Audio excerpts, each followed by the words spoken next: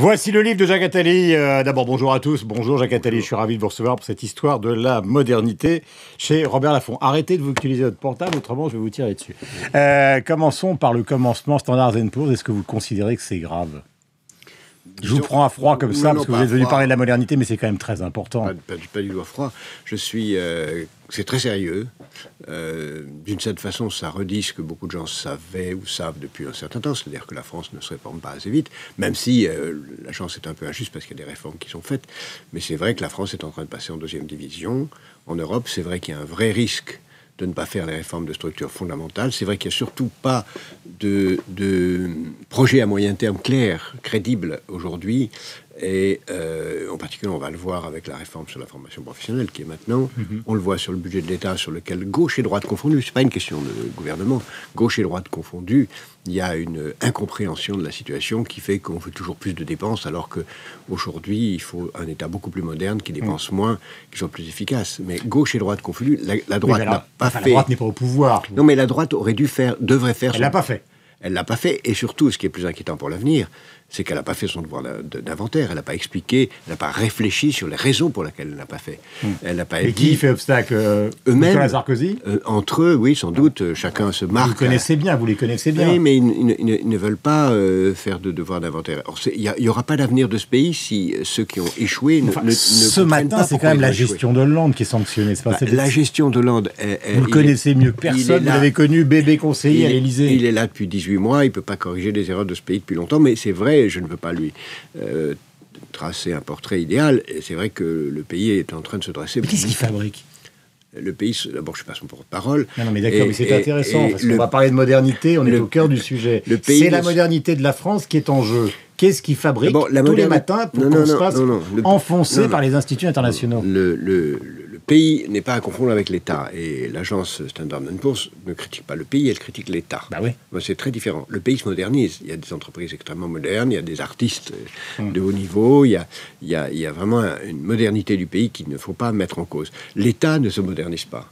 L'État n'est pas à l'aune et à l'heure de la modernité, parce que l'État se gère toujours de la même façon, en faisant des petits impôts de bout de chandelle, en faisant des économies proportionnelles, alors qu'il faudrait réformer profondément la façon de gérer la République. Il lui manque une dimension, c'est le constat qui est mauvais. Je ne veux pas personnaliser à l'extrême, mais enfin, quand même, on est tous en train de se poser la question de ce matin de ce qui se passe. Il y a même des gens qui considèrent qu'il ne pourra pas aller au bout du mandat. J'entendais Gilles Carrez dire, et tout à l'heure avec Nicolas Piron sur l'antenne de Radio Classique, qu'il pouvait y avoir un accident si la surfiscalité continuait à se Mais il faut maintenant passer à une autre étape, qui est la réduction massive des dépenses par une modernisation de l'appareil public. Nous l'avions proposé dans une commission bipartisane, je répète, bipartisane. Tout le monde s'en souvient. Il y a quelques années. L'équipe précédente n'avait eu le courage de commencer le moindre de ces réformes. Si ces réformes avaient été appliquées, on n'en serait pas là. On aurait 20 points de PIB de moins de dette publique et l'État serait modernisé, la France serait passée... C'est la libéralisation des taxis... non, mais ça, c'est un détail sur 316 propositions. On avait proposé... J'aime bien vous revenir à ça, parce que on vous la recolle à chaque fois. Oui, mais c'est un détail significatif, mais c'est un détail. C'était la suppression des départements, c'était la modernisation massive de la fiscalité, c'était l'informatisation... Dans les 3 ans qui viennent, est-ce qu'il peut encore le faire avec un Front National à 20% Mais bien sûr qu'il peut le faire. Et un goût de la revanche dans le pays. Mais bien sûr qu'il peut le faire, parce que si la revanche consiste à faire les mêmes erreurs que celles qu'a fait le gouvernement précédent, l'équipe précédente, le pays est mort. Il faut collectivement que nous prenions conscience, il faut moderniser la République par des réformes massives que tout le monde connaît. Tout le monde sait qu'il faut supprimer les 32 milliards de gaspillage de la formation professionnelle. Tout le monde sait qu'il faut faire la suppression des départements. Tout le monde sait qu'il faut revenir sur le principe de précaution. Tout le monde sait qu'il faut revenir à la TVA sociale, qui était une bonne idée. Tout le monde sait tout ce qu'il faut faire. Tout le monde sait qu'il faut... Et c'est pour des raisons idéologiques qu'on ne le fait pas. C'est par peur de la rue. Mais vous voyez l'ironie de l'histoire. On a peur de la rue, on ne réforme pas, et on ne réforme pas, on a la rue qui se manifeste. Donc, c'est par peur d'être impopulaire qu'on ne réforme pas, et le pays qui est beaucoup plus sage que ceux qui le dirigent, gauche et droite confondus, dit, puisque vous ne réformez pas, je vais prendre ce que je dois prendre dans la rue. Et donc, le pays se trouve à être une juxtaposition de rente où chacun se rend compte qu'il suffit de crier pour obtenir. Ça, c'est la Vous avez écrit 25 fois sur l'histoire, Jacques Attali, et puisque nous sommes dans l'histoire de la modernité, on est où, là, si on doit faire, parce qu'il y a eu un grand discours sur la guerre de 14, si on doit faire une assimilation entre ce qui se passe... Alors, soyons généreux.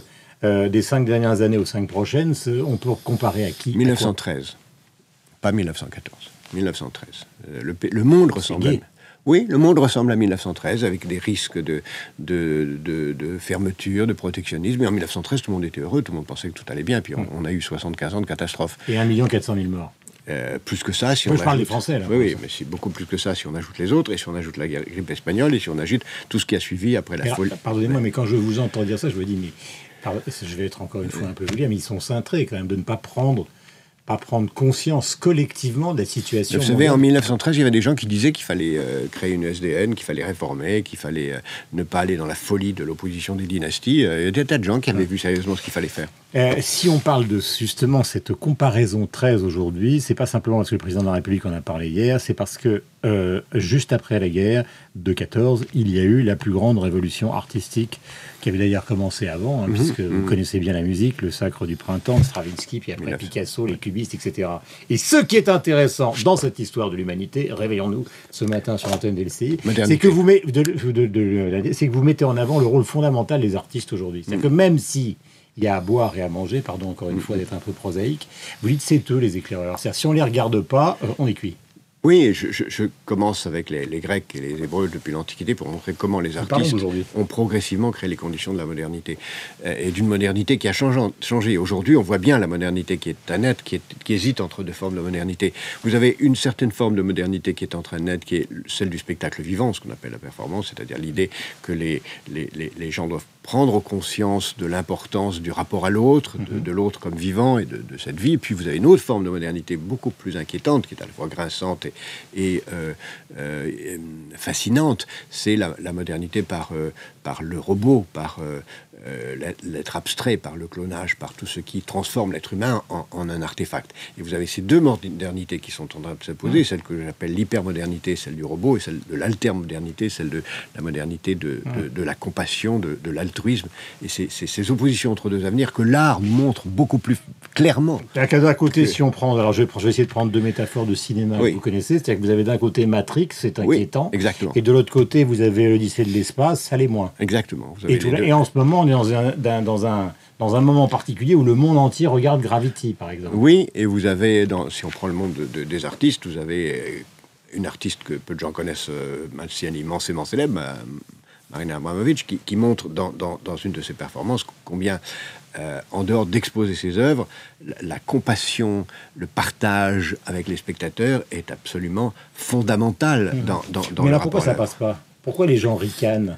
Ils ne ricanent pas, moi. À l'égard, justement, de l'art contemporain. Ils ne ricanent pas trop, parce que d'abord, on l'a bien vu avec ce qui se passe... Je dis ça parce que, pardonnez-moi de vous couper, il faut quand même rappeler une chose qui est très importante aujourd'hui, c'est que le monde de la culture dans son ensemble, y compris ici, est plus important sur le plan économique, puisque c'est des études qui sont sorties, que ce qu'on appelle l'industrie au sens traditionnel. C'est pour ça il faut aussi prendre garde à ce que, dans l'extraordinaire incertitude de notre temps, l'art est en train de devenir une valeur refuge, et donc aussi une sorte de bulle dont il faut bien... Mais ça, c'est l'aspect spéculatif. L'aspect spéculatif, mais qui est révélateur aussi. Parce que quand vous parlez de 1920-25, il faut bien voir que cette période extraordinairement florissante, qui a duré 7-8 ans, c'est entre 1919 et 1929.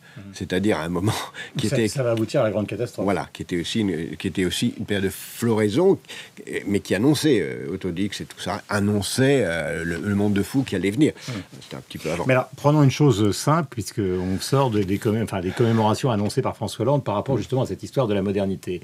Est-ce que nous sommes un pays, il en serait l'exemple, qui n'arrête pas de regarder vers le passé, qui adore les émissions de patrimoine, il y en a plein de services publics, et qui justement fait comme ça, c'est-à-dire ferme les yeux devant ce qui est la modernité, c'est-à-dire l'avenir? Non, le pays, non.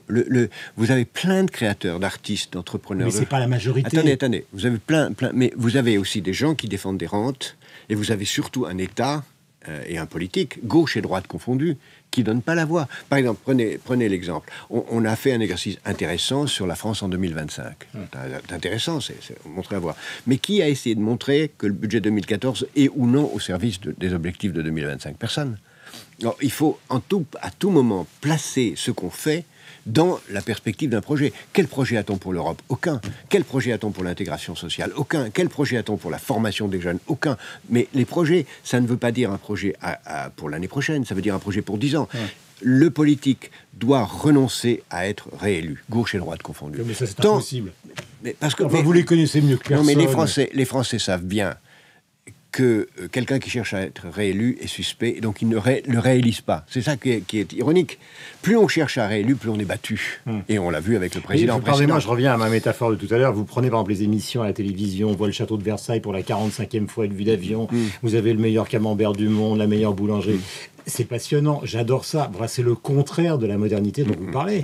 Pendant ce temps-là, Twitter explose à la bourse, on n'a rien fait, nous, pour Internet, on est à la ramasse totale, et on continue à montrer la galerie des glaces. Oui, c'est vrai que la culture en est là aussi, dans cette dimension de commémoration. Ils adorent ça, puisqu'ils regardent ça massivement. Oui, mais en même temps, vous avez des tas de petites entreprises, de start-up, d'artistes, de créateurs, d'ONG qui se développent, de choses comme ça qu'on met peut-être pas assez en valeur.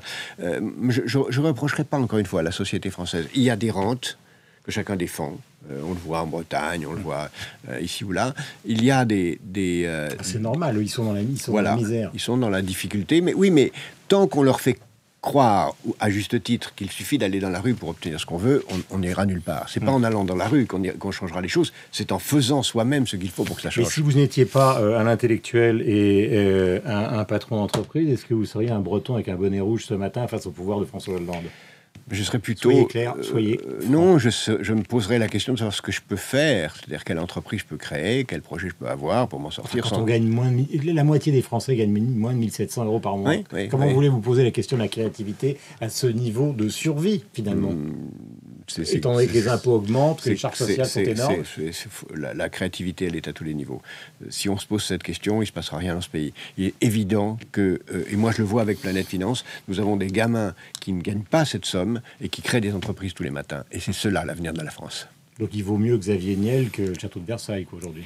Le château de Versailles va nous amener une des plus grandes industries de demain, c'est le tourisme, à condition d'en faire une industrie et non pas un anachronisme. Et donc une mélancolie, pour reprendre un autre titre célèbre, la mélancolie française. Jacques Attali, l'excellent livre qui raconte l'histoire de la modernité, on l'a bien dit évidemment depuis le début, avec des chapitres sur le monde contemporain. C'est publié donc chez Robert Laffont, le voici, ce livre. Merci Jacques Attali, passez la meilleure journée possible, nous étions ravis de vous recevoir. Vous êtes sur LCI, tant mieux, vous êtes sur Radio Classique, bravo.